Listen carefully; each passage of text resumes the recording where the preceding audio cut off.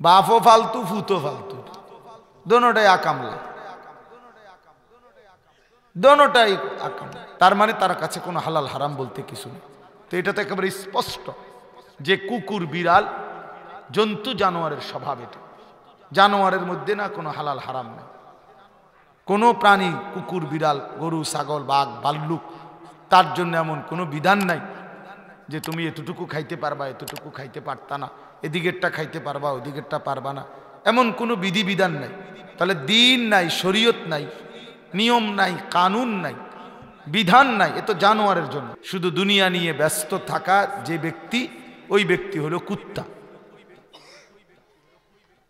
নবীজি বলছেন অতালিবুহা কিলাব, দুনিয়াকে নিয়েই শুধু যে তালাশ করে আখিরাতকে ভুলে, ওইটা কুত্তা, কুকুর। সরাসরি হাদিস, নবী সাল্লাল্লাহু আলাইহি সাল্লাম তাকে বলছেন কুত্তা, কুকুর। এটা মানুষ না, এটা চতুষ্পদ জন্তু জানোয়ার। কোরআন শরীফে আছে ফাআতবাআহু শাইতান, শয়তান যার পিছে লাগছে, ওয়াত্তাবাআ হাওয়াহু, যে তার মনের ইচ্ছে মতো চলে, তার মনে যা চায়, কিসের আল্লাহ কিসের রসুল কিসের দিন কিসের শরীয়ত, তার মনে যা চায় তাই করে, তাই বলে, তাই করে। আল্লাহ তাআলা সরাসরি কোরআনুল কারীমের মধ্যে বলছেন, ছেলেরা বাবা শোনো, তোমার পরিচয় তুমি মিলাই নিও। কোরআনের ভাষায় আল্লাহ বলেন, মনের ইচ্ছা মতো যে চলে, আল্লাহ পাক এবং রসুলের হুকুমের কোনো পরোয়া নাই, শয়তান যার পিছে লাগছে, তো তার উদাহরণ ফামাসালুহু কামাসালিল কালব, তার উদাহরণ হলো সে হচ্ছে কুত্তার মতো। এই কালব অর্থ কুকুর, কালবুন শব্দের অর্থ কুকুর। সরাসরি আল্লাহ পাক কোরআন বলেছে, তার উদাহরণ হচ্ছে কুত্তার মতো। নিজের ইচ্ছা মতো খায়, নিজের ইচ্ছা মতো চলে, নিজের মনে যেভাবে চায়, যেভাবে জামা শার্ট পরন পোশাক, চুল লেবাস পোশাক, সারাদিনের উঠা বসা নড়াচড়া সব নিজের পছন্দ মতো। আল্লাহর বিধান কি, রসুলের বিধান কি, ধর্মের বিধান কি, কিচ্ছু জানেও না, মানেও না, জানার প্রেরণাও বোধ করে না। এগুলো নিয়ে তার মোবাইলে কিছু একটা দেখছে, অথবা সেলুনে দেখছে, অথবা আরেকটা ছেলের কাছে দেখছে, অথবা কোনো নায়ক নায়িকা গায়ক গায়িকা খেলোয়াড়, কোথাকার কোনো কাফের বেঈমান ইহুদি খ্রিস্টান হিন্দু বৌদ্ধ পাগল ছাগল, এরকম কোনো মাতাল তার সিরা কোনো একটার ফ্যাশন দেখা ওইটাই তার পছন্দ হয়েছে। তো আল্লাহ তাআলা স্পষ্ট বলছে এটা কুত্তার মতো। এখন মনে করে এরপরে যার হাসি আসে, তো মনে করবো আসলেই এটা প্রতিবন্ধী, এটা যে আসলেই তার সিরা, এটার প্রমাণ। কারণ নিজের পরিচয় শুনে সে বুঝতে পারছে, আরে এটা আমারই তো কয়, এটা আমারই বলছে। হ্যাঁ, আত্মপরিচয় বড় সম্পদ, সবচেয়ে বড় একটা নিয়ামত। আত্মসম্মান, আত্মপরিচয়, আত্ম উপলব্ধি অনেক বড় নিয়ামত। এই তোমরা ছেলেদেরকে বললাম, বাবা নিজেকে চিনা, এতটুকু বুঝা, অনুভূতি থাকা যে আমি আসলে কে, আমি কোত্থেকে আসলাম, কে আমাকে বানালেন, আমি কেন আসলাম পৃথিবীতে, আমি যা করছি এটাই কি আমার দায়িত্ব কিনা, আমাকে যিনি বানাইছেন তিনি আমার উপরে কোনো দায়িত্ব দিলেন কিনা, আমি কোথাও যেতে হবে কিনা। প্রতিনিয়ত যে মানুষগুলো মারা যায়, তারা কোথায় যায়, কে তাদেরকে নিয়ে যায়? কেউ তো নিজের ইচ্ছাতেই মরে না, কেউ তো মরতে চায়ও না, বাঁচার জন্য আপ্রাণ চেষ্টা করেও কেউ থাকতেও পারে না। তাহলে এই যে প্রতিনিয়ত মানুষগুলো মারা যায়, কোথায় যায়, কে নিয়ে যায়, কেন নিয়ে যায়? এই জন্য এগুলো বুঝা, সামান্যতম বিবেক থাকলে এটা সহজ, একদমই সহজ এটা বুঝা, এবং বুঝা উচিত। তোমরা ছেলেরা নিজেরে কমপক্ষে নিজে নিজেকে ফালতু বানানো হয়, এটা বোকাম। নিজে নিজেকে হাসির পাত্র, নিজেই নিজেকে জাহান্নামের উপযোগী বানিয়ে ফেলা। কোনো মানুষ নিজে ডুবতে চায় না, কোনো মানুষ নিজে নিজে আগুনে পুড়তে চায় না। কোনো মানুষ নিজেকে নিজে অ্যাক্সিডেন্টে ধ্বংস করে দিতে চায় না, সুস্থ মানুষ। তাইলে এতটুকু তো বোঝা উচিত যে আমাকে কে বানাইলেন, আমি কেন আসলাম। আত্ম উপলব্ধি অনেক বড় নিয়ামত। বিবেকবান যারা তারা এমন হয়, তারা বুঝতে চেষ্টা করে যে আসলে আমার জিম্মাদারিটা কি। লোক মানুষের থেকে দেখে দেখে এই সমাজের 10 জনে একটা কিছু করতেছে বলেই এটা সঠিক হয়ে যায় না। মনে রাখতে হবে ভাই, তোমার সমবয়সী বন্ধুরা সব আড্ডা দেয় বলেই আড্ডাটাই কাজ, এটা মনে করার সুযোগ নাই। তোমার সমবয়সী সব ছেলে কোনো মেয়ের সাথে অবৈধ সম্পর্ক আছে বলেই এটা বৈধ হয়ে যায় না। প্রত্যেক ঘরে ঘরে টেলিভিশন চলে, নাচ গান, তাই বলে টেলিভিশন বৈধ হয়ে যায় না। নাটক সিনেমা বৈধ হয়ে যায়। গুনাহ যদি 800 কোটি মুসলমান মানুষ সকলেও যদি করে, তারপরও কোনো গুনাহ হালাল হওয়ার কোনো সুযোগ। যা হারাম তা হারামি, যা হালাল তা হালালি। আল হালালু বাইয়িন ওয়াল হারামু বাইয়িন। পৃথিবী যত আধুনিকই হোক, যত আধুনিক, কোরআন সুন্নাহ বা অত আলেমদেরকে যে যত পিছনের যত মন্দ সন্দেই বলুক, আলো আলোই, অন্ধ অন্ধকারী, রাত রাতই, দিন দিনই। সকলের চেষ্টায় রাত দিন হবে না, সকলের চেষ্টায় দিন রাত হবে না। লাশ-শামসু ইয়ামবাগী লাহা আন তুদরিকাল কামার ওয়ালাল লাইলু সাবিকুন নাহার। আল্লাহ তাআলা বলেন, সূর্যের কোনো ক্ষমতা নাই চন্দ্রকে ডিঙ্গায়া যাবে, রাতের ক্ষমতা নাই দিনকে অতিক্রম করবে, বরং সব কিছু আল্লাহ তাআলা নিয়ন্ত্রণ করেন। ওয়াহুয়াল্লাযী জাআলাল লাইলা ওয়ান নাহারা খিলফাতান। আল্লাহ তাআলা বলেন, আল্লাহই রাত এবং দিন বানান পর্যায়ক্রমে, বাই সিরিয়াল, একটার পর একটা। এজন্য প্রিয় ছেলেরা বুঝতে শিখো। এই তোমরা যে কয়জন কিশোর আছো, নওজোয়ান আছো, তরুণ আছো, যুবক আছো, নিজের পরিচয় নিজে চেনা উচিত।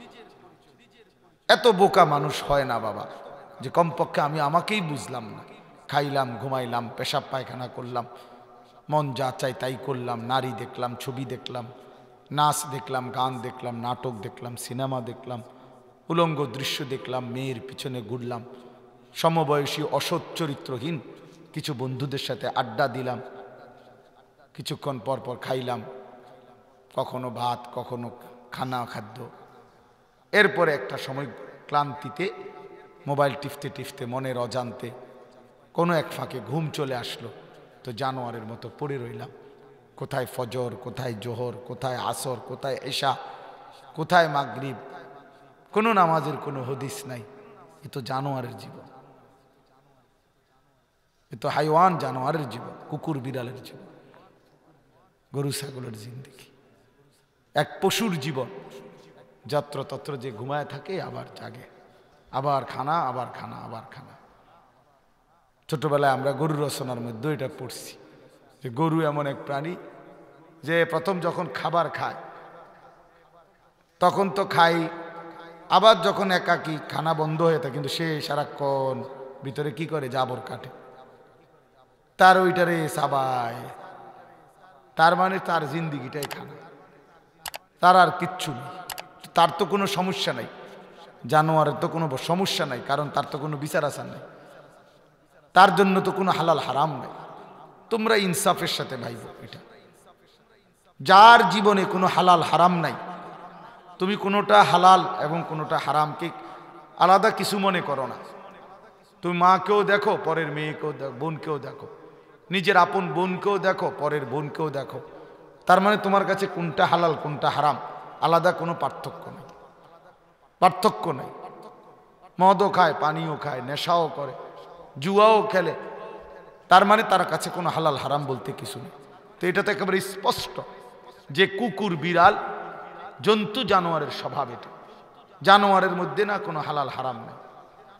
কোনো প্রাণী, কুকুর বিড়াল, গরু ছাগল, বাঘ ভাল্লুক, তার জন্য এমন কোনো বিধান নাই যে তুমি এতটুকু খাইতে পারবা, এতটুকু খাইতে পারতা না, এদিকেরটা খাইতে পারবা, ওদিকেরটা পারবা না, এমন কোনো বিধিবিধান নাই। তাহলে দিন নাই, শরীয়ত নাই, নিয়ম নাই, কানুন নাই, বিধান নাই, এ তো জানোয়ারের জন্য। মানুষের জন্য তো বিধান আছে।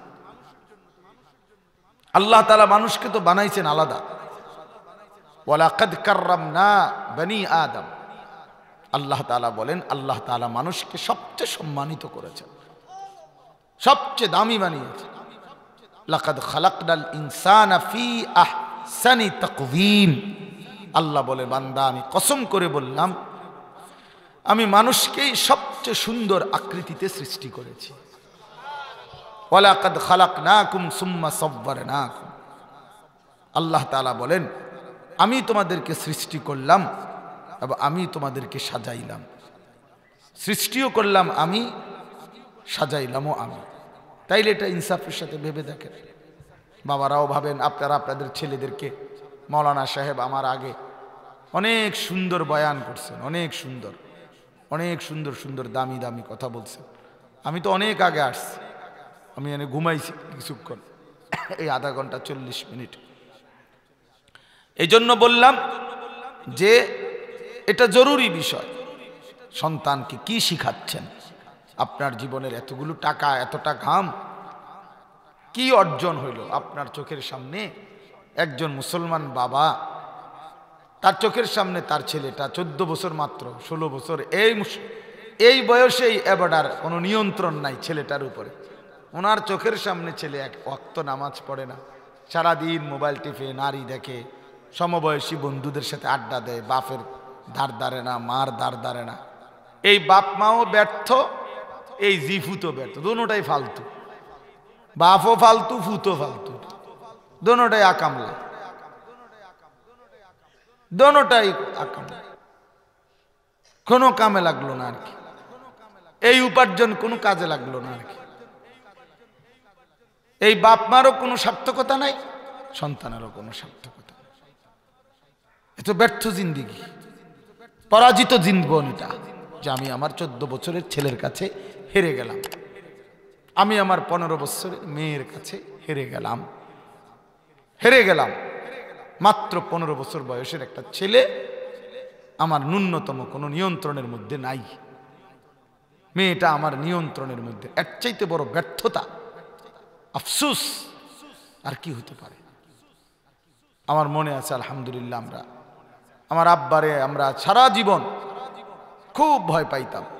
আব্বার শাসন, আব্বার কঠোর নজরদারি, আলহামদুলিল্লাহ আল্লাহর দয়ায় 5 ভাই আমার আব্বার, আমরা 5 ভাই, তো 5 ভাই আলেমে দ্বীন হইছে। বাবার কঠোর নজরদারি ছিল, ভীষণ নজরদারি ছিল আমার আব্বা। একটা টুপি, একটা চুল, একটা জামা, সকল কিছুতে আব্বার কঠোর নজরদারি। কোনো কিছুতে অনিয়ম, এলোমেলো কিছু আমার আব্বা পছন্দ করতেন না। আজরাইলের মতো ভয় পাইতাম আমরা আব্বারে। হ্যাঁ, আদরও করতেন, সোহাগও করতেন। তো এই জন্য বাপ, যে কয়জন বাবা আছেন ওনাদেরকেও বললাম, অনেক মানুষ আছে মানে এটা বুঝতেই চায় না যে হেবটা কি করে, লোকটা কি সংসার করে, কেবল এই খাটের হিসাব, সোফার হিসাব, বিল্ডিংয়ের হিসাব দেয়। এডি বানাইছে হেবটা, এগুলো বানাইছে যাদের জন্য এরা 1 ওয়াক্ত নামাজ পড়ে না। এগুলো বানাইছে যাদের জন্য তারা নাচ গান, নাটক, সিনেমা, নারী, ছবি বেপরদিগি নিয়ে পড়ে আছে। এই ছেলে মেয়েগুলো, বউ বাচ্চাগুলো, এই নাফরমানগুলোর জন্য উনি খাট বানাইছে, সোফা বানাইছে। প্রত্যেক দিন ওনার সোফাত বৈশা ওনার নাফরমান স্ত্রী সন্তান ডেইলি নাটক দেখে, সিনেমা দেখে, নর্তকীর নাচ দেখে, উলঙ্গ ছবি দেখে। বাহ, আপনার কত বড় সফলতা!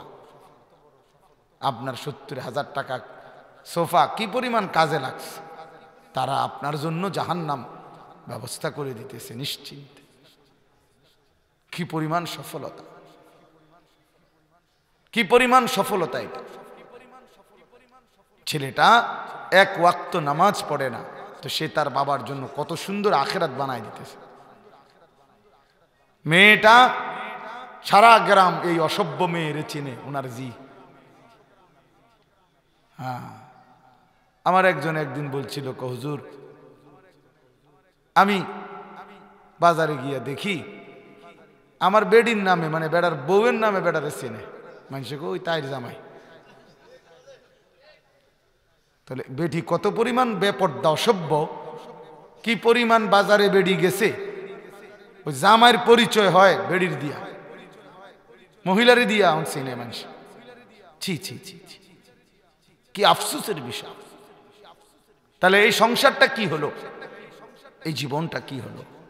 আমরা তো মুসলমান ছেলেরা, তোমরাও বাবা, বাবারে বেইজ্জতি করো না, বাপ মাকে বেইজ্জতি করো না, নিজের ধর্মকে অপমান করো না, আল্লাহকে নারাজ করো না, প্রিয় নবী সাল্লাল্লাহু আলাইহি ওয়াসাল্লামকে কষ্ট দিও না।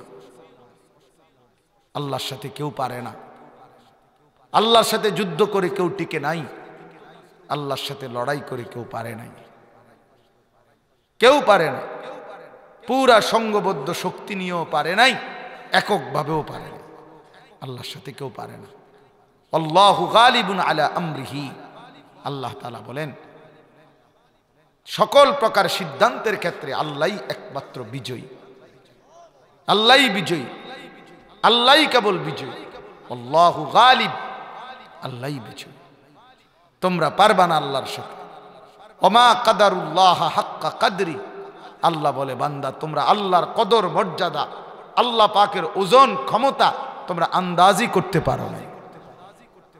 আপনি বলছেন আর কি আল্লাহ সর্বশক্তিমান, কিন্তু এই কথার অর্থ কি, কি বুঝছেন? আল্লাহ তাআলা আসলেই কত বড়, কত বিপুল পরিমাণ ক্ষমতার অধিকারী, এটা আসলেই আমরা আন্দাজ করতে পারি নাই, আমরা বুঝতেই পারি নাই। ওয়াসসামাওয়াতু মাতবিয়াতুম বিয়ামিনি, আল্লাহ তাআলা বলেন 7 আসমান, এই 7 আসমান হাসরের দিন মহান আল্লাহ পাকের হাতের মধ্যে একটা রুটি, 7টা রুটি যেরকম পরপর, এরকম আল্লাহ পাকের কুদরতি হাতে 7 আসমান এভাবে গুটানো থাকবে। আল্লাহ তাআলা কত বেশি পরিমাণ ক্ষমতার অধিকারী।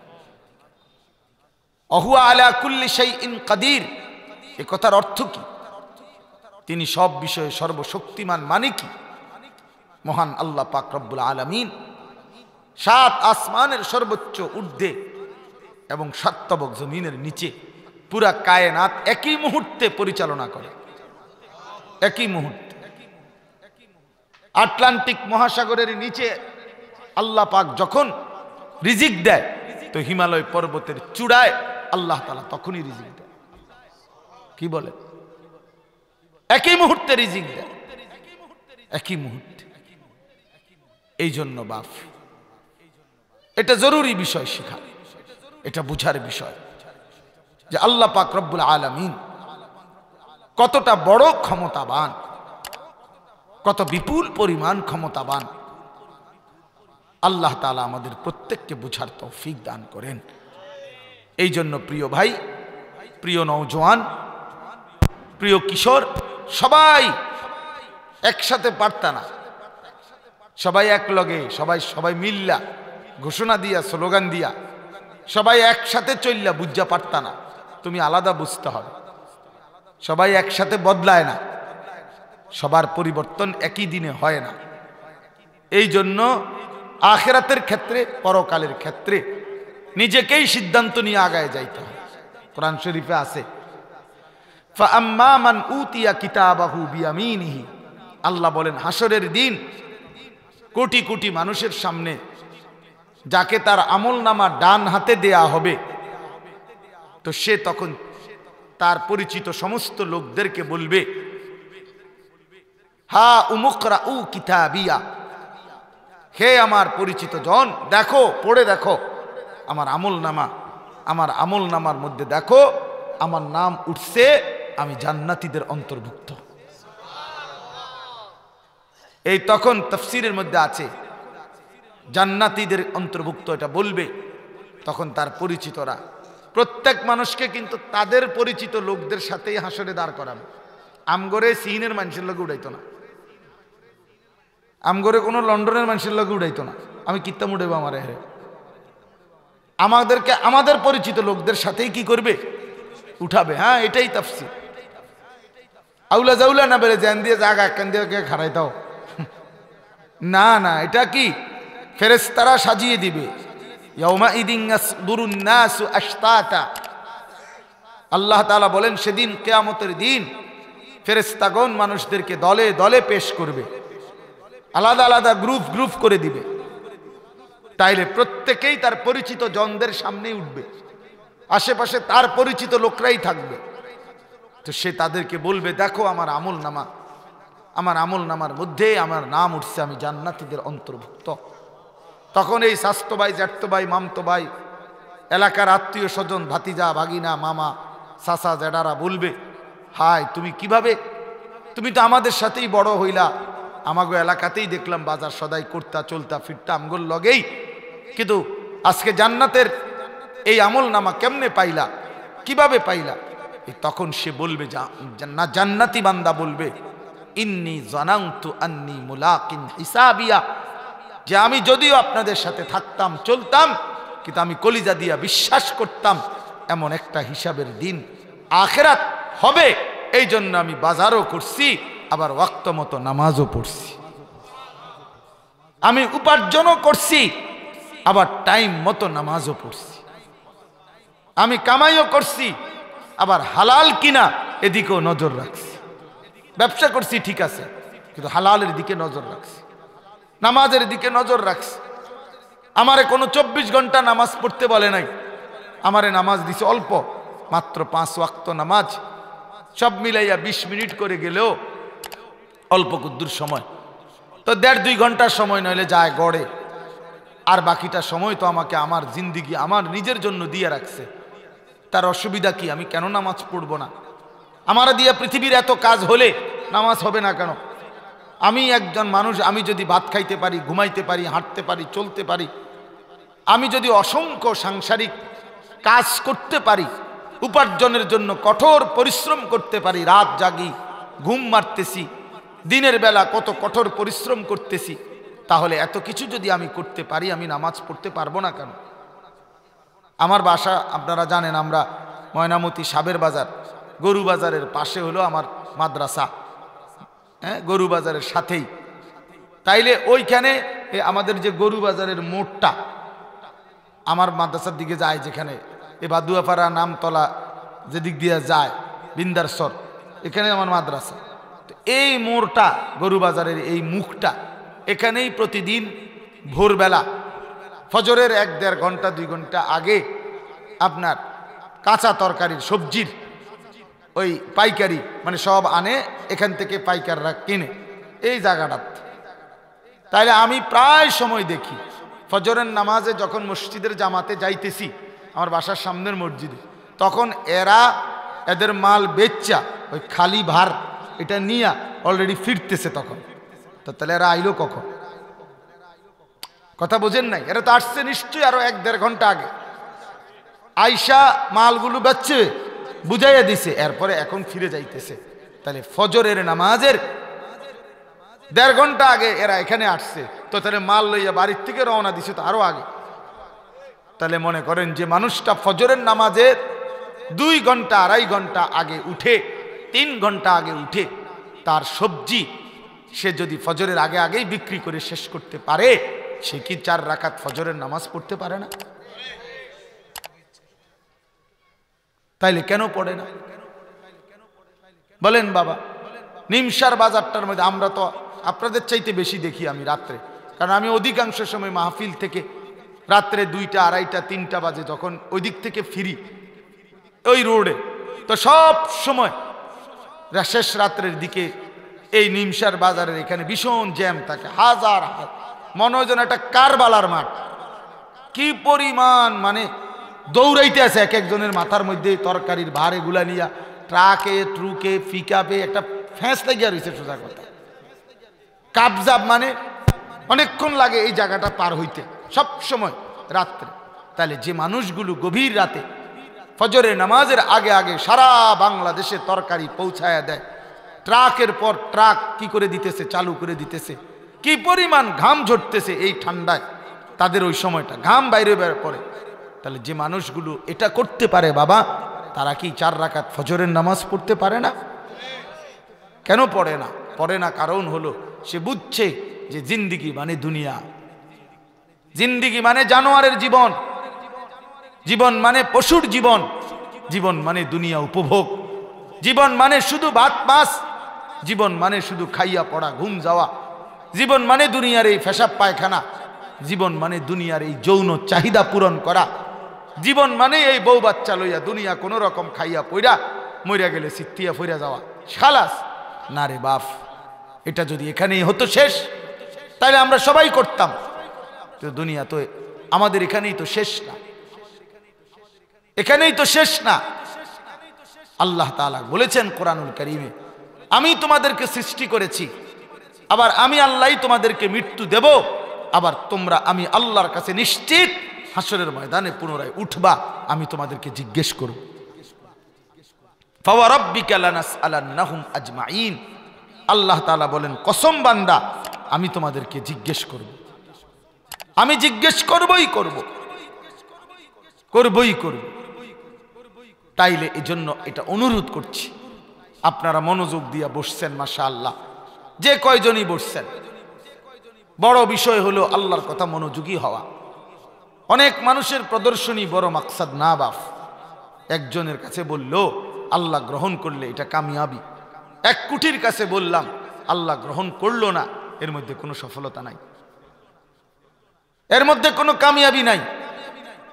এই জন্য দোস্ত আমার, বন্ধু আমার, বাপ আমার, আমরা প্রত্যেকেই আরেকবার আত্ম উপলব্ধি করি, নিজের উপরে নিজে ফিকির করি, এটা দরকার। ছেলেরা তোমাদেরকে আবারও বললাম, বাবা নিজেরে নিজে নষ্ট করে দিও না, চরিত্রহীন বানাইও না। নারীর প্রতি আকর্ষণ যাদের, জিনার প্রতি আকর্ষণ যাদের, মদ জুয়ার প্রতি আকর্ষণ যাদের, বন্ধু তাকে মানুষ লম্পট বলে, তারে মানুষ মদখোর বলে, জুয়ারি বলে, তারে মানুষ লম্পট বলে, তাকে মানুষ দুশ্চরিত্র বলে, তারে চরিত্রহীন বলে, তাকে কেউ কোনোদিন ভদ্র শব্দ দিয়ে উচ্চারণ করে না, করে না। তুমি মনে করো না, আল্লাহর কসম এটা হাদিসের কথা, যে রাত্রিবেলা যে সেজদা দেয় দিনের বেলা তার চেহারা আলোকিত হয়, আবার যে অন্ধকারে আড়ালে একাকিত্বে গুনাহ করে, আল্লাহর কসম আল্লাহ তাআলা দিনের আলোতে তার চেহারায় সেই অপরাধের চিহ্ন ভাসায় দেয়। মানুষ দেখলেই বোঝে, কিরে তোরে দেখতে তো চোরের মতো লাগে, বলে না মানুষ, যে তোরে দেখতেই তো ফুটটা ঘরের মতো লাগে, তোরে দেখতেই তো বাবা ঘরের মতো লাগে, তোরে দেখলেই তো বোঝা যায় সিটার, চেহারা দেখলেই তো বোঝা যায় বাটফার। আবার দিনদার কেউ দেখলে কি চিনা যায়, মানুষ দেখলেই বলে, লোকটাকে দেখলেই বোঝা যায় ভালো মানুষ, লোকটাকে দেখতেই, ছেলেটাকে দেখতেই বোঝা যায় ভদ্র ছেলে, মায়াবী ছেলে। এই জন্য আল্লাহর নবী সাল্লাল্লাহু আলাইহি সাল্লাম বলছেন, একাকিত্বের আমল যেটাই করি আমরা, এইটা আল্লাহ তাআলা চেহারায় ভাসিয়ে দেয়। আয-যাহিরু উনওয়ানুল বাতিন, আরবি ভাষার গুরুত্বপূর্ণ একটা প্রবাদ এটা, যে মানুষের ভিতরের প্রতিচ্ছবি মানুষের বাহ্যিক চেহারা। আমরাও বুঝবো এটা সহজে। মানুষের অন্তরে যখন পেরেশানি থাকে, মানুষের চেহারার দিকে তাকাইয়ে মানুষ বলে, কি ভাইয়া মন খারাপ, মনটা খারাপ নাকি? তো এটা কেমনে বুঝলো মন খারাপ নি? মন যদি খারাপও হয় এটা তো ভিতরে না, তো এটা দিয়ে চেহারার দিকে তাকাইয়া বুঝলো কেমনে? এই মানুষের অন্তরের প্রতিচ্ছবি তার চেহারা। আবার চেহারার দিকে তাকাইয়াই বলে, কি ভাই খুব খুশিতে আছেন মনে হয়, বাহ বাহ খুব রঙে আছেন লাগে, ফুর্তিতে আছেন মনে হয়, বুঝা গেল ভিতরের ফুর্তিটা, ভিতরের সুখটা বাহ্যিক চেহারার মধ্যে কি পায়? প্রকাশ। এজন্য আড়াল করা যায় না, আড়াল করা যায় না, দুনিয়াতেও আড়াল করা যায় না, মানুষের চোখে আড়াল হয় না। প্রত্যেক পাপীকে মানুষ চিনে, প্রত্যেক নাফরমানকে মানুষ চিনে, প্রত্যেক ইমানদার নেককার কেউ মানুষ চিনে। হয়তো ক্ষমতার কারণে, শক্তির কারণে, মাতবুরির কারণে, অহংকারের কারণে কেউ প্রকাশ করতে পারে তার সামনে, কেউ করতে পারে না। কাউকে হয়তো কেউ বলে না, কিন্তু মানুষ ঠিকই মন্তব্য করে। মানুষ অন্ধকারকে অন্ধকারই বলে। মানুষ এত বেউকুফ না যে আলোকে অন্ধকার বলে, অন্ধকারকে আলো বলে। চোর বাটফাররে মানুষ ইমানদার বলবে না, মানুষ এত পাগল না। হাদিসের মধ্যে আছে আল্লাহ নবী সাল্লাল্লাহু আলাইহি ওয়াসাল্লাম বলছেন, কোনো দিনই মজলিসে ফাঁকা জায়গা দেখে যে নিজে তা পূরণ করে বসলো, সে আল্লাহ তাআলার ঠিকানায় পৌঁছে গেল, আল্লাহর আশ্রয়ে চলে গেল, যেন অনেক নেকি, সে যেন আল্লাহ তাআলার আপন হয়ে গেল। মান রাআ ফুরজাতান ফাজালাসা ফিহা ফাকাদ আওয়া ইলাল্লাহ। এজন্য এটা অনেক বড় একটা আমল, যে সবসময় মজলিসে, বিশেষ করে দ্বীনি মজমায় এগিয়ে থাকার চেষ্টা করা। রাসূলুল্লাহ সাল্লাল্লাহু আলাইহি ওয়াসাল্লাম বলেন, খায়রু সুফুফির রিজালি আউয়ালুহা ওয়া শাররুহা আখিরুহা। পুরুষদের জন্য সর্বোত্তম, এই বাচ্চা বাম হাতে পানি খাও কেন, ডান হাতে খাও, বোকা ছেলে।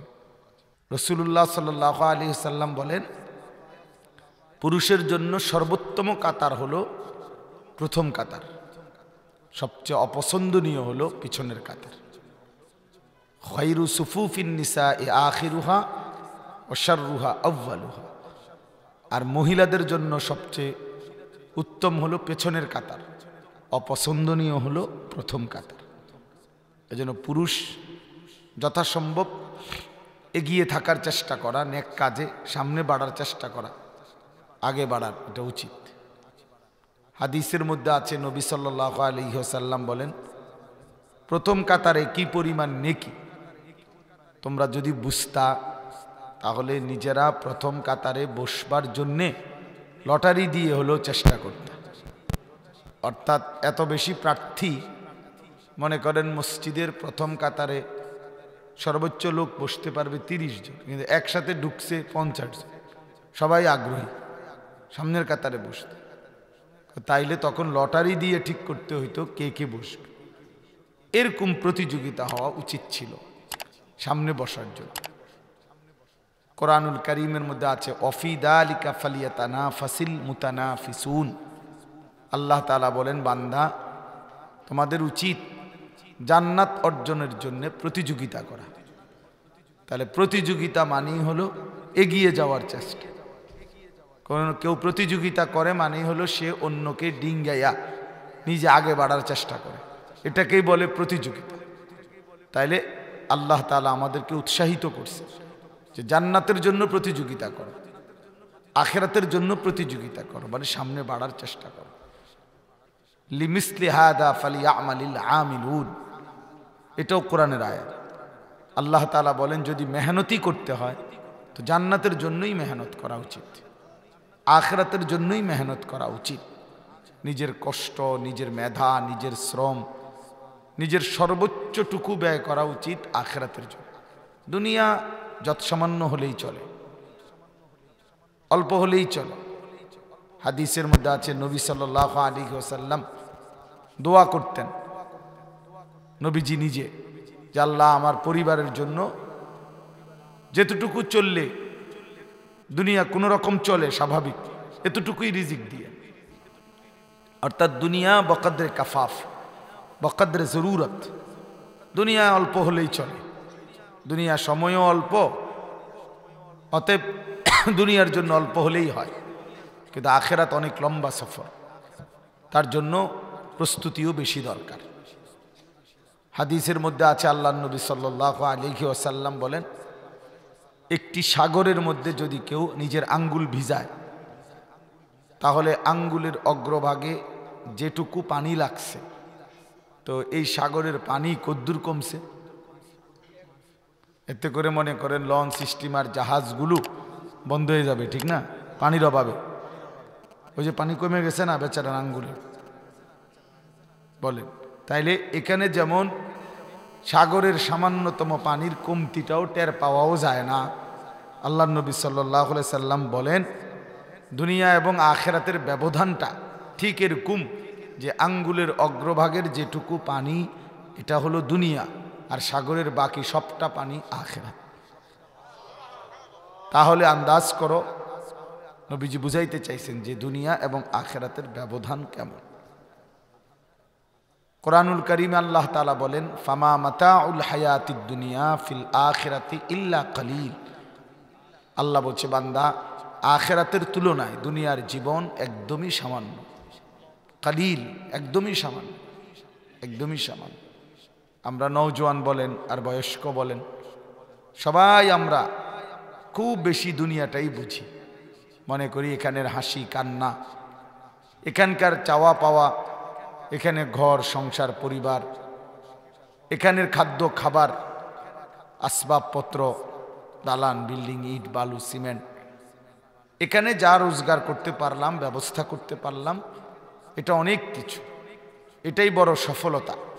আল্লাহ তাআলা বলেন, না, আখিরাত সফলতা। ফামান যুহজিহা আনিন নার ওয়া উদখিলাল জান্নাতা ফাকাদ ফাজা। কোরআন শরীফে আল্লাহ বলছেন, যাকে জাহান্নাম থেকে মুক্তি দেয়া হলো এবং যাকে জান্নাতে প্রবেশ করানো হলো, সেই কেবল সফল হলো। তাহলে সফলতা তখনই মিলে জাহান্নাম থেকে যখন মুক্তি মিলে। সফলতা তখনই হয় জান্নাতের অধিকারী যখন হয়। কাদ আফলাহাল মুমিনুন, আল্লাহ তাআলা বলেন, সমস্ত মুমিন সফল হয়েছে। কিভাবে সফল হয়েছে? আল্লাযীনা ইয়ারিসুনাল ফিরদাউসা, তারা জান্নাতুল ফিরদাউসের অধিকারী হবে, এই কারণে সফল হয়েছে। তাহলে বোঝা গেল, ইমানদার যখন জান্নাতুল ফিরদাউসের অধিকারী হবে তখনই কেবল সফল হবে। এই জন্য দুনিয়া সবটা মিললেও তেমন উল্লেখযোগ্য কিছু না। আল্লাহ নবী সাল্লাল্লাহু আলাইহি ওয়াসাল্লাম বলছেন, আদ-দুনিয়া মালউনা ওয়া মালউনুন মা ফিহা। দুনিয়া একটা অভিশপ্ত এবং এর মধ্যে যা কিছু আছে সবটাই অভিশপ্ত, ইল্লা যিকরুল্লাহ। দুনিয়ার মধ্যে উত্তম কি? আল্লাহর জিকির, আল্লাহর ইবাদত, আল্লাহ পাকের স্মরণ। ওমা ওয়ালাহু, এবং যত আমল বান্দাকে আল্লাহ তাআলার ঘনিষ্ঠ বানায়, প্রিয় বানায়, তাই কেবল উত্তম। বাকিগুলো সব মালউন, অভিশপ্ত, অভিশপ্ত। নবী সাল্লাল্লাহু আলাইহি ওয়াসাল্লাম বলছেন, আদ-দুনিয়া জিফা। দুনিয়া একটা পচা গন্ধা মরা লাশের মতো। অতালিবুহা কিলাব। আখিরাত পরকাল ভুলে, আল্লাহ পাক নিজের ইবাদত বন্দিগি ভুলে